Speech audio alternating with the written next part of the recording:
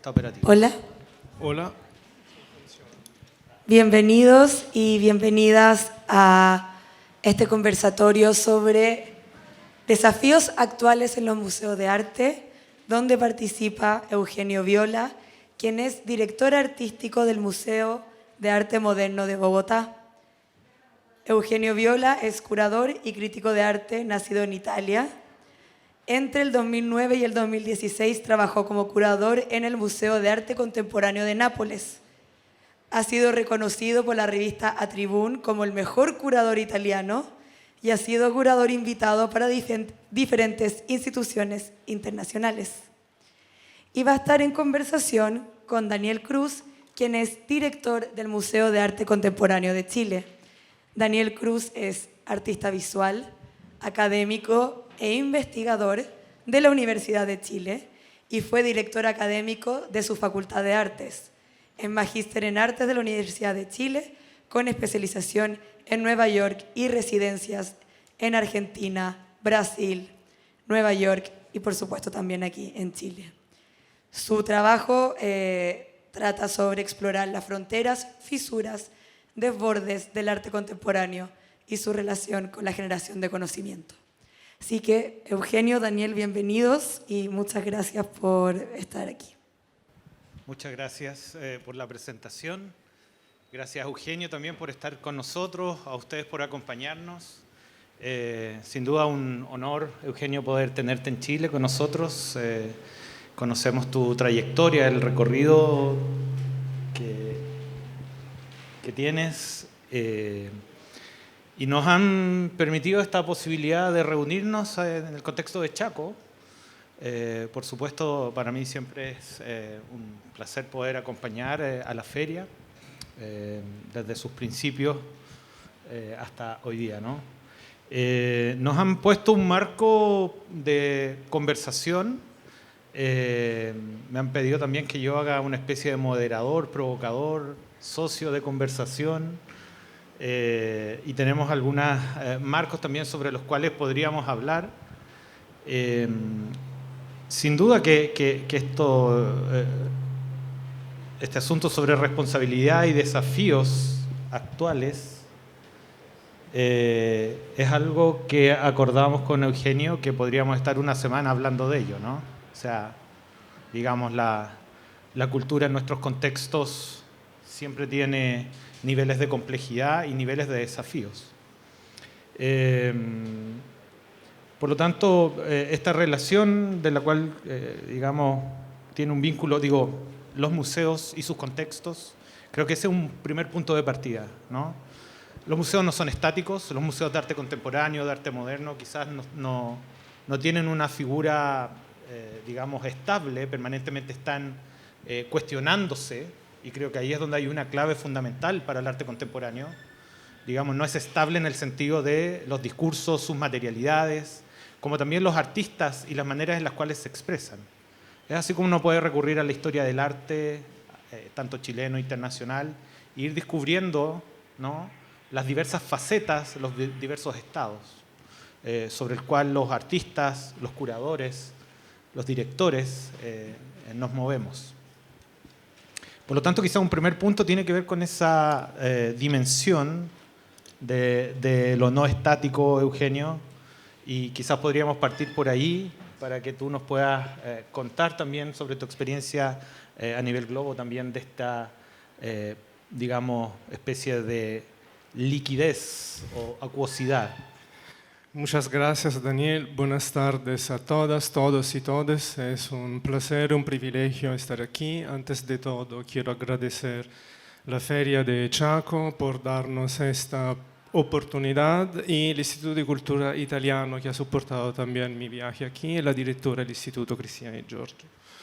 Como tú dices, justamente el arte es antes de todo una cuestión de contexto y de dinamicidad, y entonces no todos los museos y no todas las instituciones son iguales.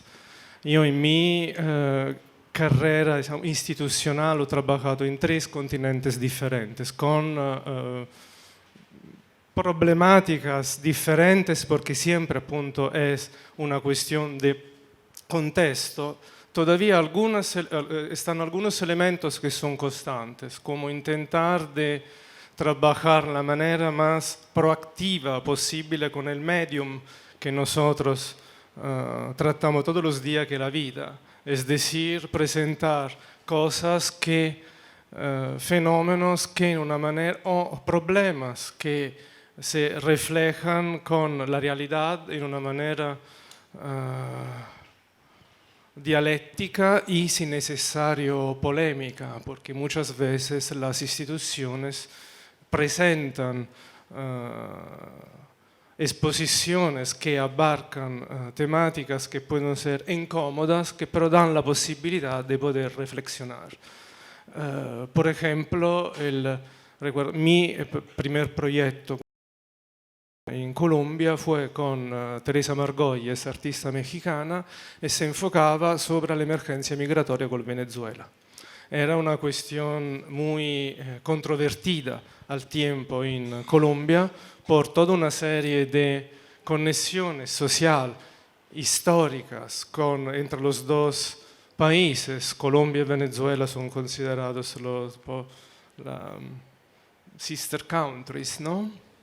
Y obviamente hoy en día Colombia es el país que tiene la comunidad venezolana más grande, de la diáspora. Obviamente fue una exposición muy problemática, pero dio la posibilidad de reflexionar. Esta, por ejemplo, es mi manera de enfrentar la realidad.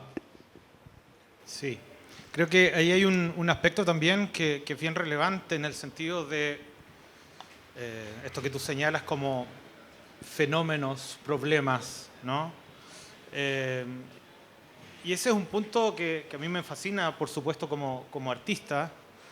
Es cómo justamente los artistas de alguna manera son catalizadores o detectan estas, podríamos decir, enigmas también de la contemporaneidad, ¿no? Con, digamos, diversas escalas, diversas magnitudes también, y que finalmente nos llevan a este pensamiento de que el arte no es tan ajeno a la contingencia social, a la contingencia política, por cierto. Y digo, no es tan ajeno, sabemos que no es ajeno. Pero claro, en algún momento las piezas de arte estaban muy distanciadas también de este acontecer, de estos problemas reales, ¿no? Porque en algún momento la práctica se ejercía plenamente en los talleres sin contacto con los otros, ¿no? Entonces ahí hay una definición también que me interesa mucho y que tiene que ver con esta idea de la contemporaneidad. Es decir, un museo que es contemporáneo no significa necesariamente que es un museo que está en la contingencia permanente o en las urgencias permanentes.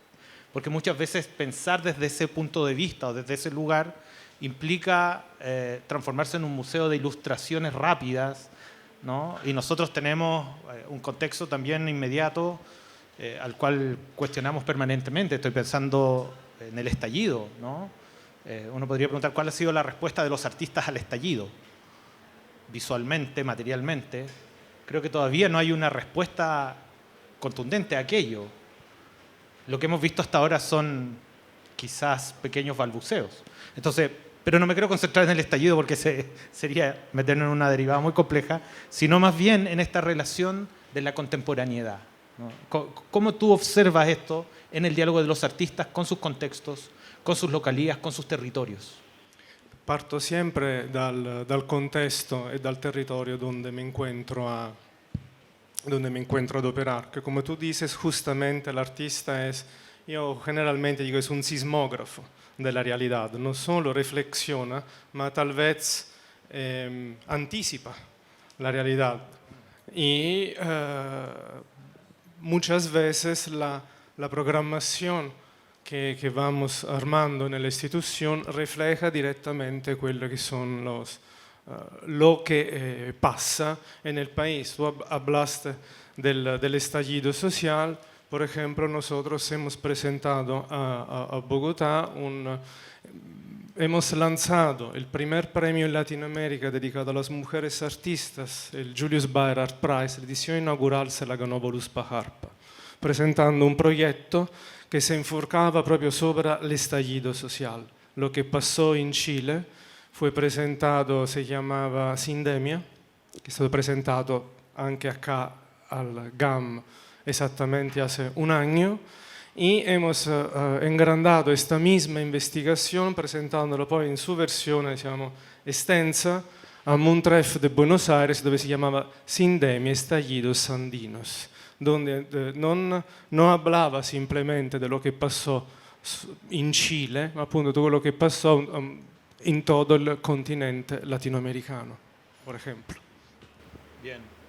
Sí, y ahí hay un punto también que tiene que ver, digamos, cómo los espacios culturales, los museos, van también organizando su programación, ¿no? Y ahí es donde hay un elemento que creo que también es muy relevante para entender esta conexión con la realidad, ¿no? No sé si tú nos puedes contar también un poco sobre cómo Mambo genera este ejercicio de programación, ¿no?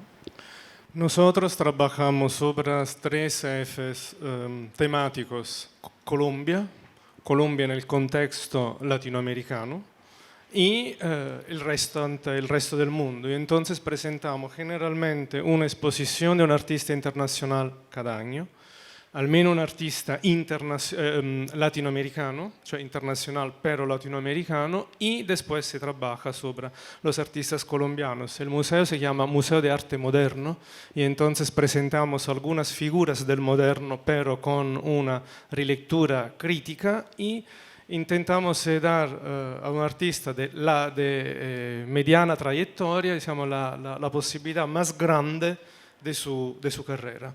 Lo que me preme enfatizar es que el museo trabaja siempre sobre el concepto de siglos expositivos. Por ejemplo, ahora hemos inaugurado la semana pasada 3 exposiciones y el siglo expositivo es sobre el auge y la caída del sueño del modernismo latinoamericano. Y entonces el museo tiene 4 niveles expositivos, en el menos uno tenemos de Carlos Cruz Diez. Él corresponde al optimismo del sueño moderno latinoamericano con esas grandes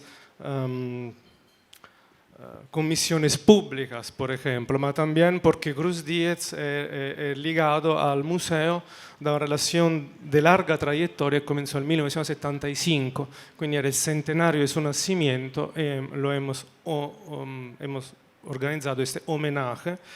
Al segundo nivel tenemos esta exposición de Alexander Apóstol, artista venezolano de otra generación que habla invece del fracaso del sueño modernista, presentado en un...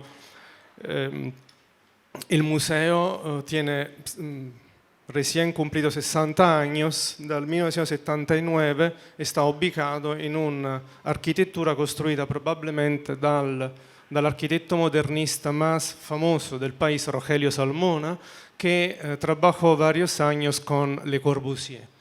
Le Corbusier había también imaginado un plan urbanístico por Bogotá que nunca se realizó. El señor salió del país polémicamente, lo aplicó tal cual a Shangri-La en India. El plano prevedía la destrucción de todo el centro histórico de Bogotá, que afortunadamente no se destruyó. Y esta exposición es una colaboración interinstitucional con el Centro de Arte 2 de Mayo de Madrid, Proa Buenos Aires y el MUAC de Ciudad de México, y appunto da a través de 2 artistas de generaciones diferentes il cambio de perspectiva e integra la última exposición Carlos Castro Arias, un artista colombiano que trabaja siempre con una metáfora. Io uso sempre questa metafora che a me è molto cara di este filosofo italiano Giorgio Agamben, que habla de una mirada arqueológica al presente, es decir, hablar del pasado por cuestionar el presente. Obviamente, l'unione de estos 3 exposiciones al tiempo crea una serie de conexiones más o menos polémicas, poéticas, contundentes, que es posible pero analizar y contextualizar a niveles de engagement diferentes. Bien. Bueno, creo que también hay un elemento que podríamos proponer digo en relación a cuáles son los desafíos actuales que tú puedes, digamos, avisorar. Pienso en el MAC, ¿no? Si puedo hablar ya un poquito de la casa. Hay elementos que sin duda para nosotros tienen que ver con una mirada hacia la propia historia del Museo de Arte Contemporáneo. Este año el MAC cumple 50 años desde que llegó a Parque Forestal, ¿no? Este es un hito que uno podría dejarlo pasar y decir, bueno, son 50 años más, ¿no? Vamos por otros 50. Pero creo que es importante también establecer estas relaciones históricas, un poco apelando a esta metáfora que tú señalabas de la mirada arqueológica del presente, ¿no?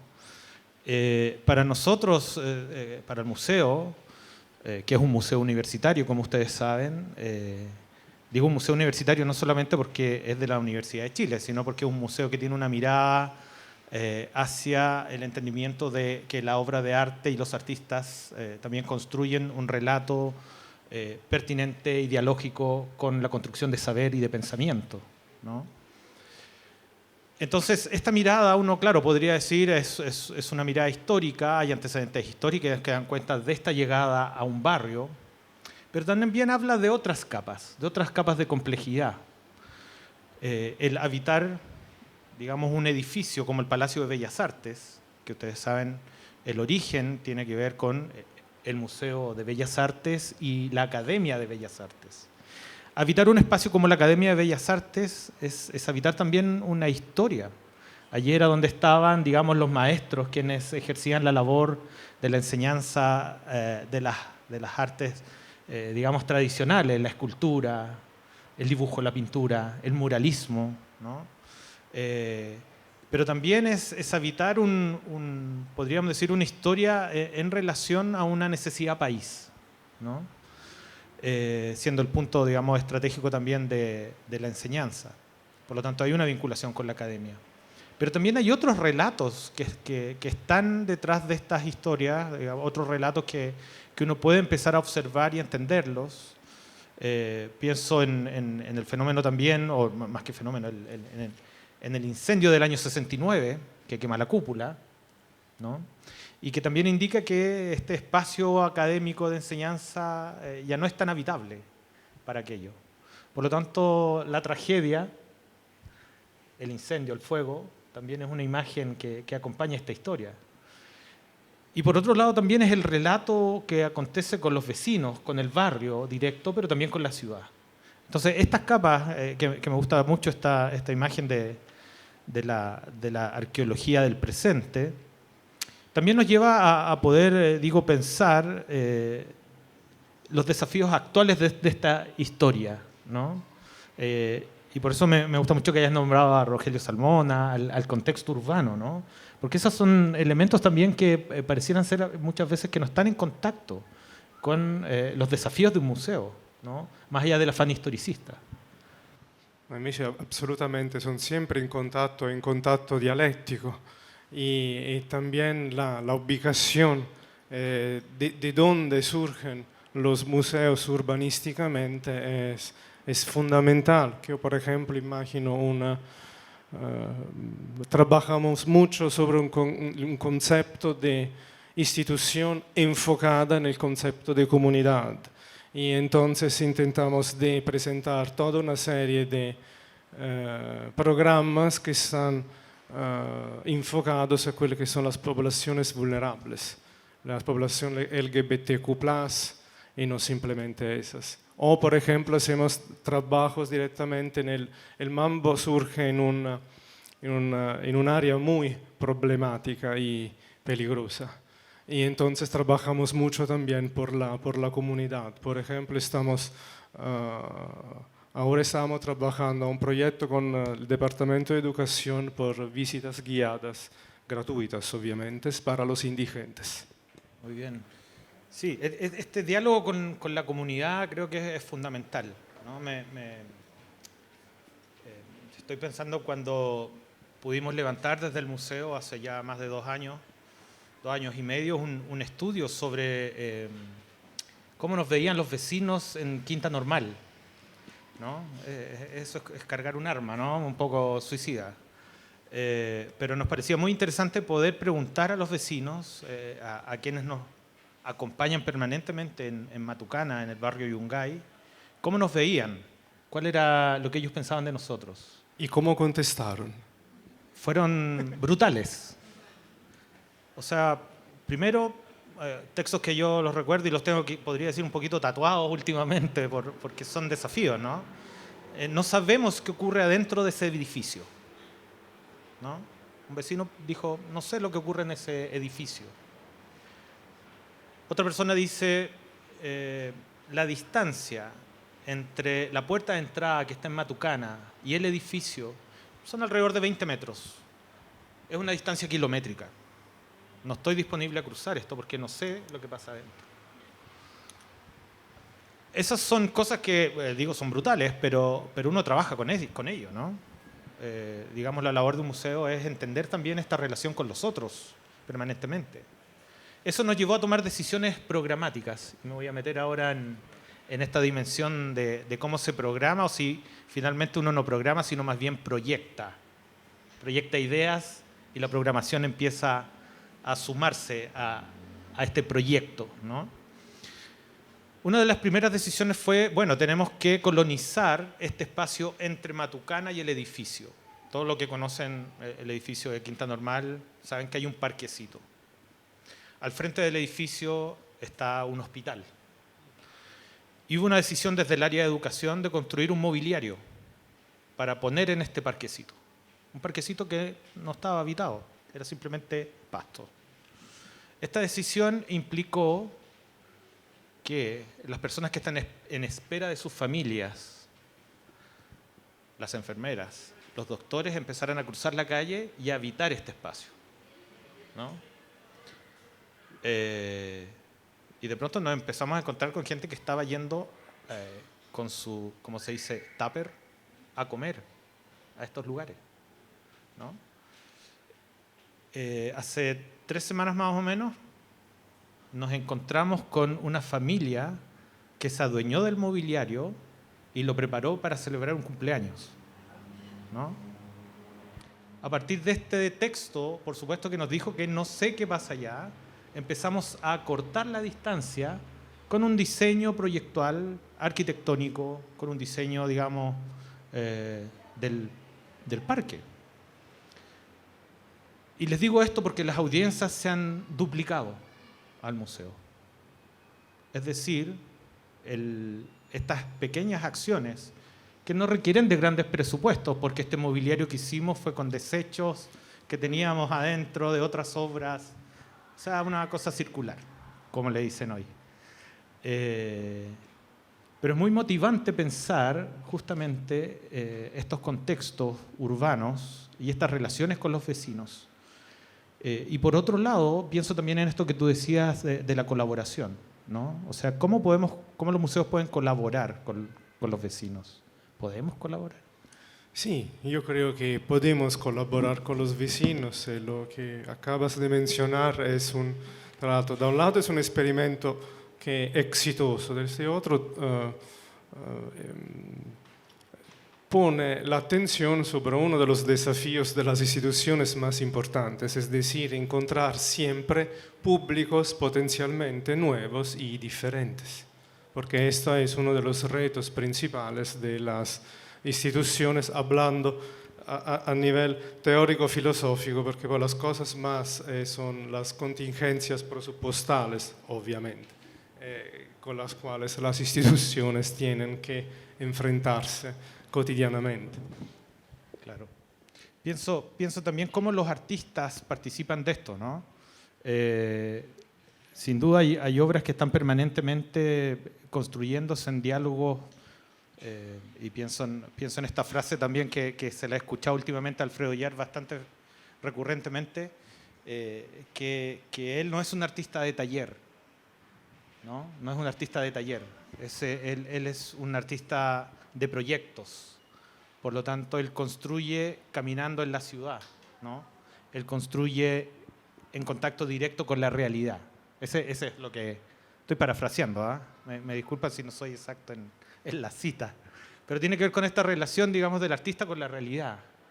Y cómo en ese encuentro con la realidad, de alguna manera hay un ejercicio también dialógico nuevamente, en donde no está solamente subsumido en su subjetividad, no está solamente metido en sus intereses, sino en algo que podríamos denominar intereses colectivos, ¿no? Entonces, me gustaría también, si nos puedes comentar un poquito más sobre esta relación de lo colectivo, de lo colaborativo en Mambo. Del colaborativo, muchas veces nosotros trabajamos sobre proyectos específicos, por ejemplo. Es anche la manera más fácil de trabajar con budget limitados, es decir, invitas a un artista, le organizzas una residencia e studia decide de enfrentarse sobre un proyecto específico. Nosotros hemos hecho varios proyectos de colaboración con comunidades vulnerables. Hemos trabajado con la red comunitaria trans, por ejemplo, Colombia, después Brasil, el segundo país con mayor número de violencia contra la población LGBTQ+. Hemos trabajado con algunos proyectos específicos, por ejemplo, con las comunidades indígenas, los muiscas, con Miguel Ángel Rojas. Estaba pensando también algo que nos dejó la pandemia y que tiene que ver con este ejercicio también de donde las experiencias y la conexión con las audiencias ya no es solamente en lo construido, en lo habitado, sino también en este otro espacio que habitamos hoy día permanentemente, que son, digamos, el espacio lo digital, ¿no? Las plataformas digitales. Creo que ahí hay un componente también que para nosotros como MAC es fundamental, en pensar que la experiencia del arte no acontece solamente en los objetos terminales, es decir, en las obras, sino que también acontece en los procesos, en las mediaciones, en las decisiones de los artistas. Y creo que de alguna manera las plataformas digitales, hoy día tan exploradas, ¿no? Podcast, cápsulas audiovisuales, cosas que nos acompañan en el teléfono, ¿no? En donde uno está en un trayecto y puede estar escuchando, puede estar leyendo un texto. Sin duda construye también una especie que podríamos denominar desde esta idea tentacular, digamos, extiende un tentáculo más allá del edificio, más allá de la arquitectura.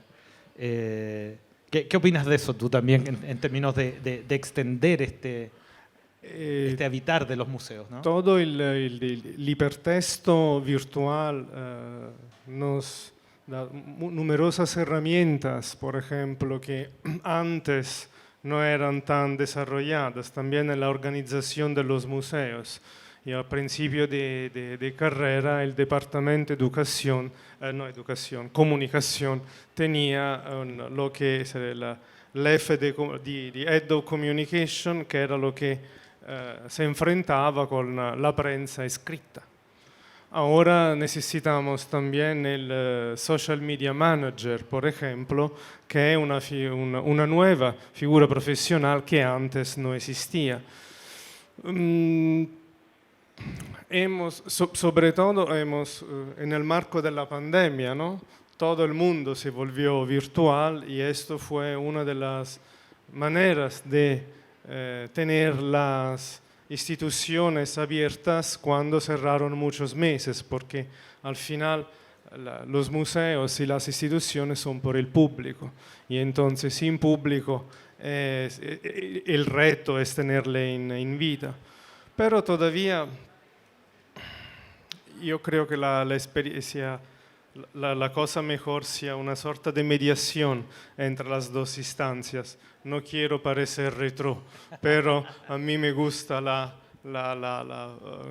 experiencia fenomenológica en el espacio. Me recuerdo cuando hemos cerrado el museo, appunto Teníamos toda una serie, una task force de emergencia con curadurías digitales y etcétera, pero al final decidimos de lanzar un proyecto que era contro, diciamo, de sentido diferente, col periódico más importante del país, que se llama El Tiempo, y fue el primer proyecto artístico de alcance nacional a enfrentar la pandemia. Publicábamos 2 obras de artistas colombianos a la semana, uno el sábado y uno la domenica, como un coleccionabile, y se llamaba de voz a voz. Y al final, cuando hemos reabierto después el museo, después casi 6 meses, el segundo museo en el país a abrir, me molestó mucho, quería ser el primero, pero me batió el Museo Nacional de 24 horas. Hemos después inaugurado la exposición de voz a voz, finalmente física, diciamo, los trabajos que eran estados publicados ti daban una página como un coleccionable, un poco como los 70s. Bien. Sí, bueno, ahí tenemos una experiencia también que de alguna manera permite también definir al museo como un espacio laboratorio, ¿no? O sea, de buscar nuevas experiencias, buscar nuevos... me interesa también dentro de este punto, para ir cerrando, creo, y para de ahí abrir, entiendo, a público, ¿no? Que agradecemos que nos estén acompañando un día viernes a esta hora, por cierto. Abordar el asunto de la educación, ¿no? Las áreas de educación y esta relación con la mediación. Creo que hay un aspecto ahí dentro en nuestro caso no tenemos área de mediación, sino más bien se llama EducaMac. Y es un área que, por supuesto, se hace cargo de la mediación de los públicos, pero finalmente lo que hay detrás, en términos de conceptualmente como configuración, es la búsqueda de distintos modelos educativos para extender nuevamente el relato de las obras, extender el relato del arte, ya sea para estudiantes en colegios en etapa inicial, pero también con una mirada muy desde el punto de vista de la investigación, ¿no? De la literatura, de buscar estos contenidos, ¿no? O sea, no solamente resolviendo esto que podría ser el mediar la obra, ¿no? Entonces me gustaría saber cómo ves tú también este apartado. Nosotros trabajamos mucho con las universidades, por ejemplo, en el sentido que todos los artistas que vienen, especialmente si no son colombianos, le organizamos siempre appunto, una charla en una universidad, lectura de portfolio por jóvenes artistas o por proyectos específicos. Nos partneramos con una o una otra. Tenemos que colmar varios gaps y por eso el Departamento de Educación es muy presente en el museo. Bueno, Eugenio, muchas gracias. Sin duda pasamos por varios tópicos, pero hay otros que están ahí pendientes para que podamos abrir la conversación también. Sí. Tenemos un micrófono, ¿sí? Sí. No sé si alguien quiere hacer una pregunta.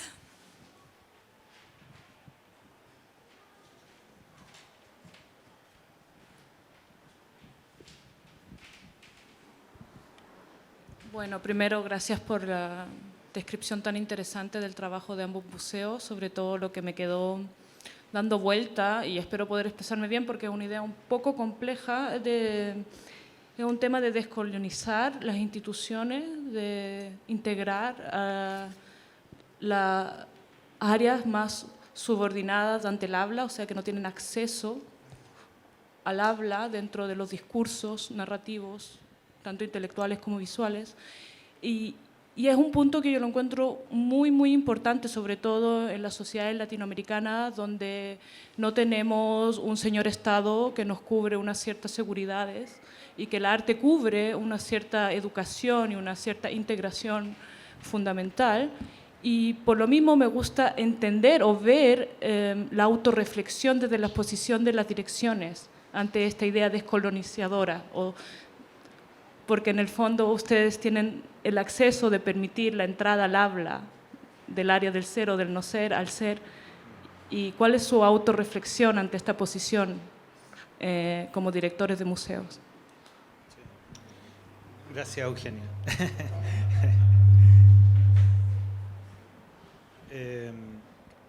Bueno, tiene varias capas desde donde podría abordar tu pregunta, ¿no?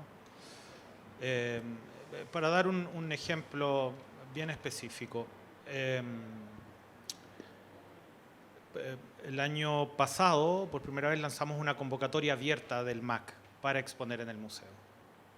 Digamos, con una evaluación de 7 personas externas para que estas voces no fueran la del director, o sea, ni mucho menos, sino fuera una lectura ampliada con artistas internacionales, artistas extranjeros también, no solamente chilenos, también artistas locales, también personas vinculadas a la academia, ¿no? Porque creo que ahí hay un punto en lo que tú propones que es muy fundamental, ¿no? Digo, la relación y la búsqueda desde las universidades de este sentido de origen, ¿no? La universalidad. Y que muchas veces, como tú lo planteas, hay agencias, hay una agencia detrás que impide quizás el paso a ciertos contextos, a ciertos textos que son fundamentales, ¿no? Entonces, una herramienta que dentro del museo hemos pensado que es fundamental es justamente esta especie de polifonía de lecturas, una geofonía me gusta decir a mí, porque de alguna manera es la voz de la tierra, de quienes están en estos contextos. Creo mucho que eso define también la mirada de los artistas, para poder detectar cuáles son las obras que debieran estar exponiéndose dentro de un marco que el museo había trabajado. O sea, no es solamente, digamos, también una libertad absoluta, hay que decirlo, sino también el museo tiene una labor curatorial. Y dentro de esos marcos, el museo recibió sobre 75 proyectos para exponer del mundo, ¿no? Distintas partes del globo, por supuesto de Chile, y el grupo invitado seleccionó 16 exposiciones, ¿no? Y claro, ahí hay una estructura dentro de esta lógica también que nosotros estamos proponiendo, que es un trabajo bianual.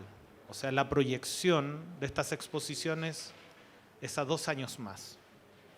Dentro de esa lógica está la posibilidad de los recursos, de levantar los recursos, porque ese es otro elemento que también muchas veces detiene estas voces, ¿no?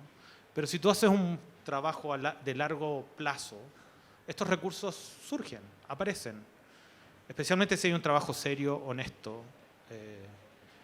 Y creo que ahí hay una clave donde, por lo menos para nosotros como museo, es relevante estar disponibles a estas geofonías, ¿sí?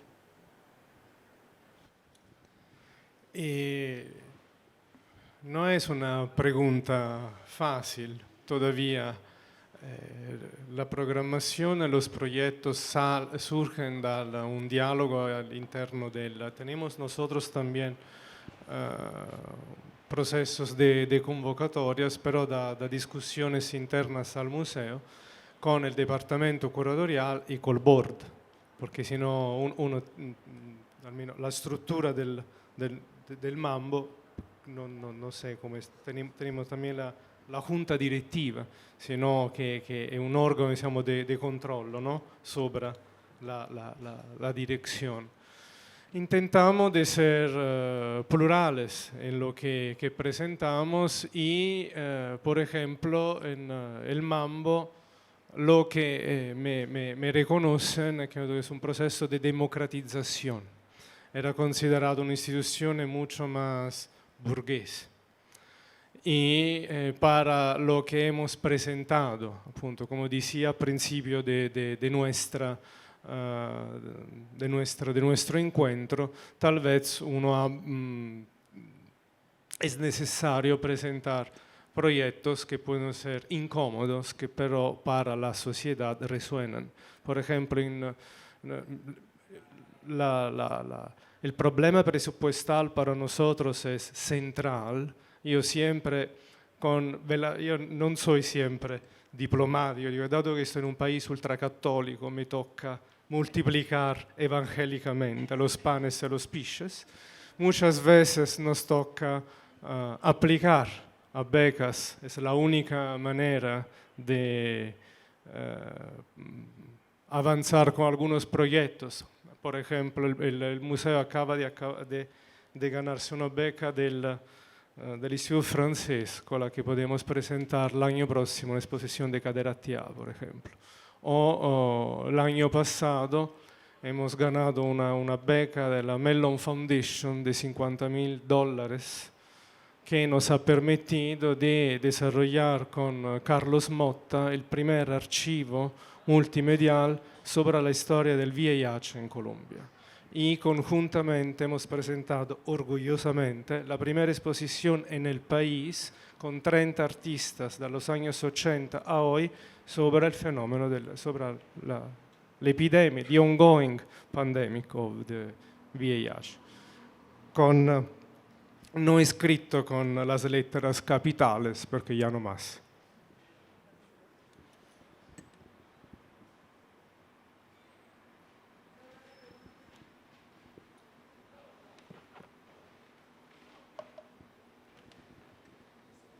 Anzi, el desafío más grande para una persona que no es de allá es pensar cuando llegué, por ejemplo, esto me pasó, yo antes vivía en Australia, que es otro país, me siento más cercano a la cultura colombiana que a la australiana. Yo soy italiano, soy del sur Italia, y soy latino yo también, anzi, como decía siempre, nací en Italia del Sud, me mudé nel hemisferio sur cuando vivía en Australia y ahora vivo en América del Sur, entonces vive el sur. Ese es el desafío más grande para alguien que viene de una realidad totalmente diferente, de una historia, una tradición totalmente ajena, presumir de presentar algo que puede ser meaningful, interesante para una audiencia que tú no conoces. Pero tal vez tener una mirada diferente sobre los problemas que te rodean te puede dar la posibilidad de enfrentarlos en una manera diferente.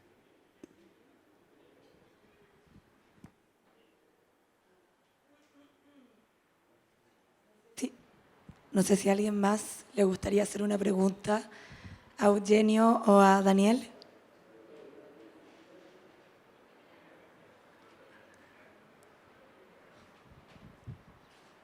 ¿No? Parece que respondieron todos. Bueno, tenemos unos minutos para concluir la conversación. Si alguien quiere preguntar algo, solo...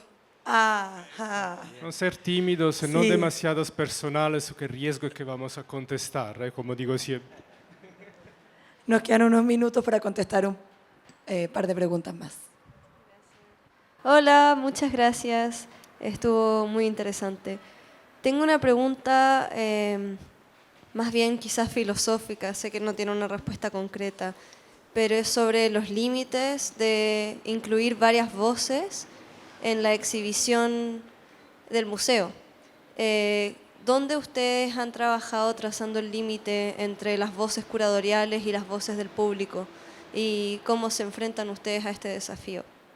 Gracias. Sin duda que el trabajo con público, audiencias o quienes nos visitan es una labor permanente. No, creo que no hay solo una forma de, no voy a decir resolverlo, porque no es algo que se resuelve, sino es algo que gatilla nuevas conversaciones, ¿no? Por lo tanto, desde el museo buscamos desde distintas estrategias esta conexión, ¿no? Un ejemplo para este año, con un financiamiento maravilloso que nos llegó, por primera vez vamos a tener buses para traer a niños de colegios de regiones a experienciar el museo.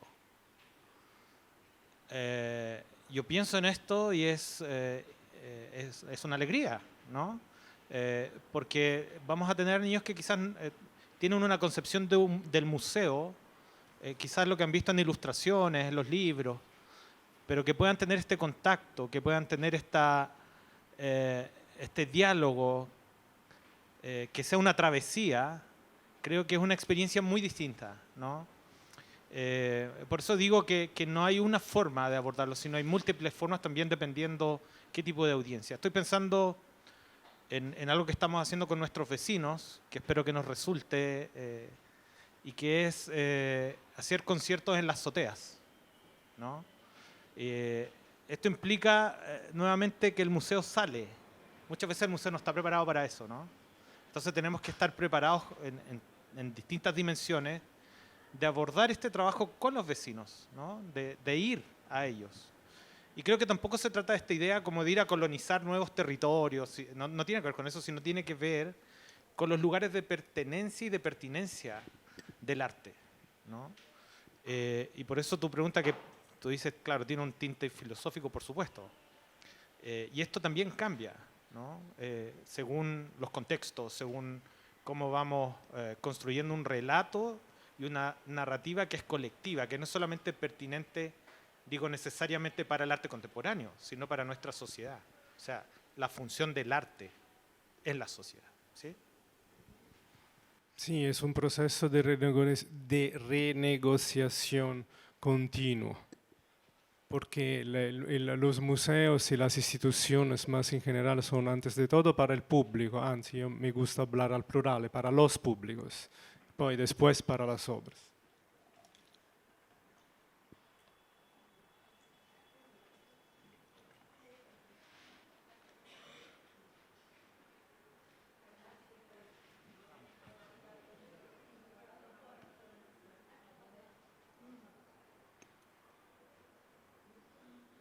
¿Aló? Gracias. Hola, muchas gracias por la charla tan interesante. Mi pregunta es sobre cómo compatibilizan las colecciones permanentes del museo con los nuevos temas de agenda del arte contemporáneo. ¿Cómo pueden hacer ese diálogo sin por ahí romper con la visión y la misión que cada museo tiene institucionalmente?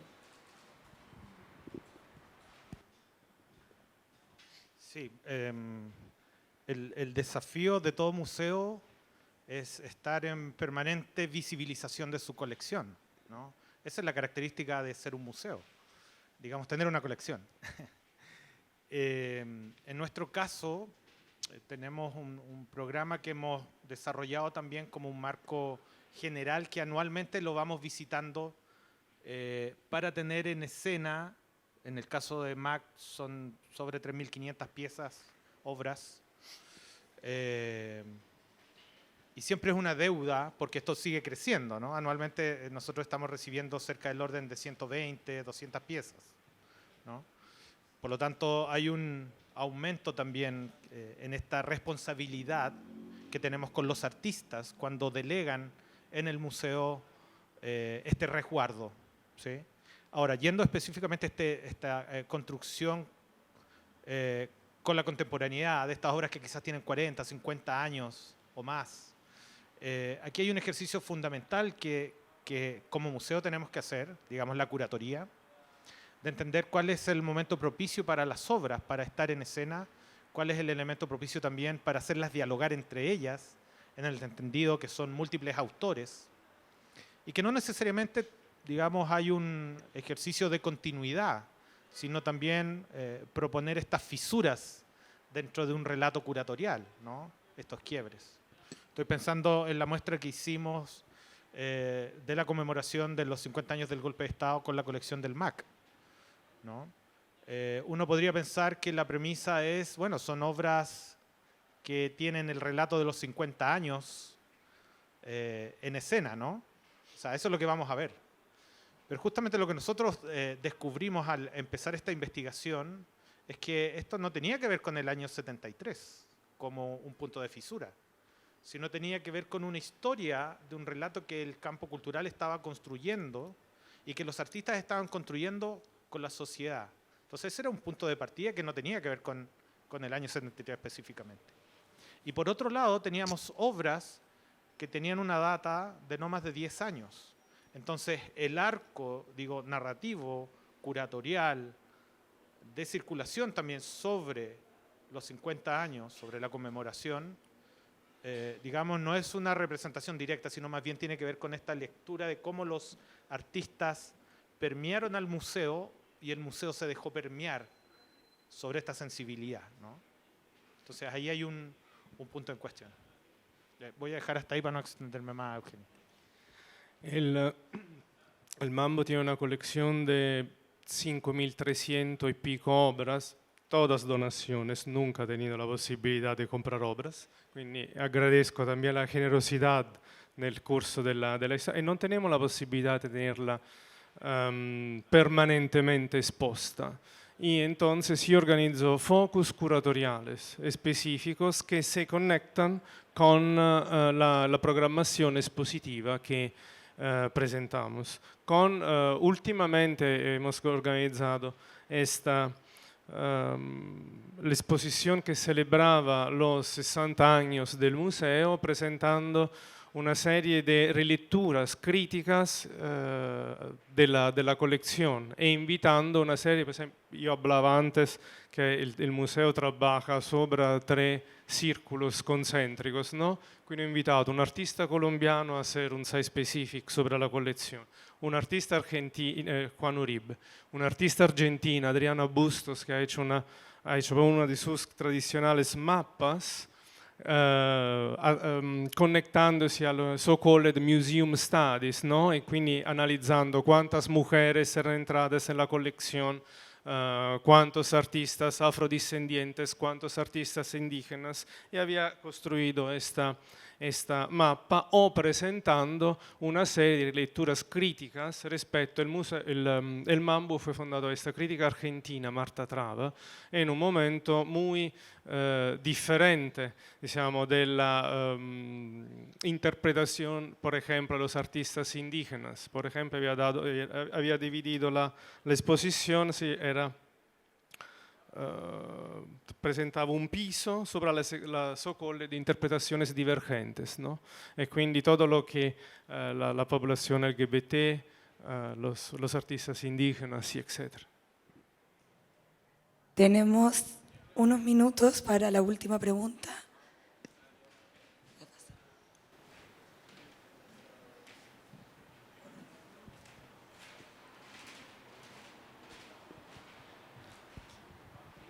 Hola, muchísimas gracias a ambos por toda la información que nos han dado.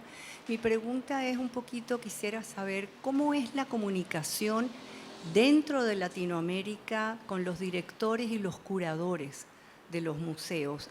¿Es una relación abierta como se da, por ejemplo, en Estados Unidos o en Europa? ¿O es todavía tenemos mucho por caminar y investigar? Tu pregunta es fantástica. Esto es algo también que, de hecho, permanentemente hay esfuerzos por tener mayor comunicación, ¿no? O sea, para mí es un privilegio estar con Eugenio acá, porque ya cumplimos, digamos, corrimos el cerco, como se dice, ¿no? Entonces ya tenemos puntos en común y podemos entrar en una comunicación para proyectos futuros mucho más rápida. Pero esta comunicación no siempre ocurre, ¿no? Y no siempre está en la presencialidad. Pero aquí también hay un rol que es fundamental y que, bueno, tenemos a la embajadora de Italia acá con nosotros, donde las embajadas son fundamentales para generar estas conexiones para el campo del arte. Justamente en el contexto de Chaco han habido muchas actividades en las embajadas, la Embajada de Perú, Embajada de Argentina, ¿no? Y es una comunicación que es interesante también, lo que tú preguntas, porque hay y quedo con algo que decía Eugenio, ¿no? Esta relación sur, el sur-sur. Muchas veces, en algún momento se pensaba que la relación es hacia Europa, hacia Estados Unidos. Esa es la conversación que uno quiere tener, ¿no? Pero nos hemos dado cuenta, creo, y esto lo digo con mucha certeza, me tocó participar en el 2022 en un encuentro en el contexto de Arco de directores de museos de América y Europa, ¿no? Y el acuerdo que ahí estaba muy explícito era estas relaciones que no estamos teniendo justamente para compartir miradas, para, digamos, proponer caminos que no necesariamente vienen a generar una especie de aplanamiento del relato, como una especie de categorización específica, sino al revés, dentro de eso encontrar las diferencias, las particularidades. Pero sin duda es un desafío permanente, porque de la mano de esto están los presupuestos, ¿no? Y los presupuestos siempre son algo con lo que los directores estamos permanentemente mirando. Pero siempre hay buenos socios, digo, a los cuales uno puede acudir y conversar y proyectar, ¿no? Mi sottoscrivo plenamente. Están una serie di associazioni che operano a livello globale, quindi c'è il CIMAM, l'ICOM, l'ICT, International Association of Curators Contemporary Arts. Pero muchas veces, digamos, las colaboraciones en Europa, en los Estados Unidos, en Australia, es lo mismo, son guiadas da las conexiones personales. Y, anzi, tengo que decir que en Latinoamérica tenemos esta sorta de solidaridad institucional, porque appunto no tenemos recursos, las instituciones son más frágiles, y entonces tenemos estas formas de colaboración más... porque nos gusta que los proyectos giran, por ejemplo. Yo cuando trabajaba en una institución europea, por itinerar una exposición, yo preguntaba una exhibition fee, ahora sería surreal. Quindi io non pregunto un exhibition fee a un collega, per esempio un'istituzione latinoamericana se está interesado, porque las condiciones son diferentes. Quindi io veo, eso me gusta, una mayor solidaridad institucional en Latinoamérica.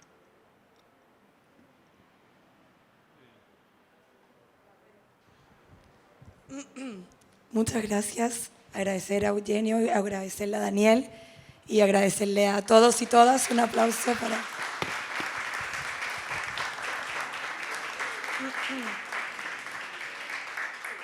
¿Puedo pasar un aviso? Por favor. Ya que estoy de local, ¿no? El 4 de abril inauguramos 8 muestras. Están cordialmente invitados al Museo de Arte Contemporáneo. Tenemos a Patrick Hamilton acá con nosotros. Patrick inaugura el día 4. Son 8 artistas, 8 exhibiciones.